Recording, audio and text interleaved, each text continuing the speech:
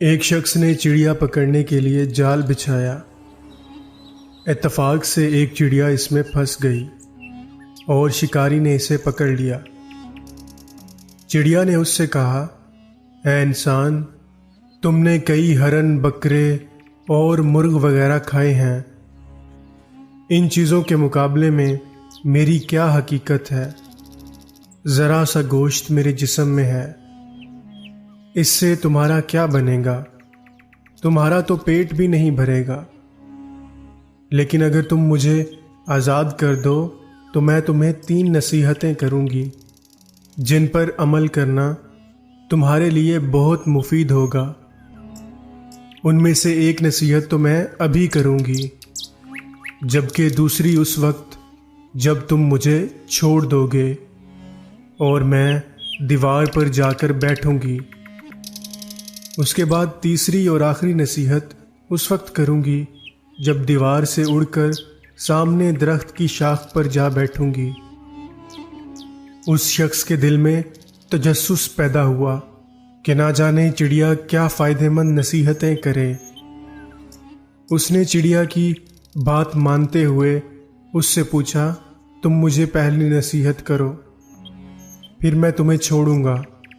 چنانچہ چڑیا نے کہا، میری پہلی نصیحت یہ ہے کہ جو بات کبھی نہیں ہو سکتی اس کا یقین مت کرنا۔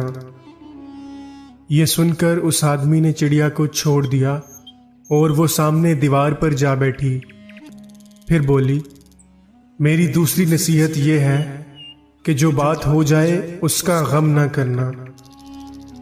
اور پھر کہنے لگی، اے بھلے مانس، تم نے مجھے چھوڑ کر بہت بڑی غلطی کی، کیونکہ میرے پیٹ میں پاؤ بھر کا انتہائی نایاب پتھر ہے۔ اگر تم مجھے ذبح کرتے اور میرے پیٹ سے اس موتی کو نکال لیتے تو اسے فروخت کرنے سے تمہیں اس قدر دولت حاصل ہوتی کہ تمہاری آنے والی کئی نسلوں کے لیے کافی ہوتی اور تم بہت بڑے رئیس ہو جاتے۔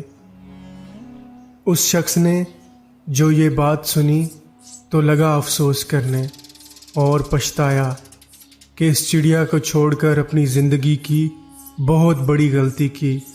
اگر اسے نہ چھوڑتا تو میری نسلیں سنور جاتی۔ چڑیا نے اسے اس طرح سوچ میں پڑے دیکھا تو اڑ کر درخت کی شاخ پر جا بیٹھی اور بولی، اے بھلے مانس، ابھی ابھی میں نے تمہیں پہلی نصیحت کی جسے تم بھول گئے کہ جو بات نہ ہو سکنے والی ہو اس کا ہرگز یقین نہ کرو۔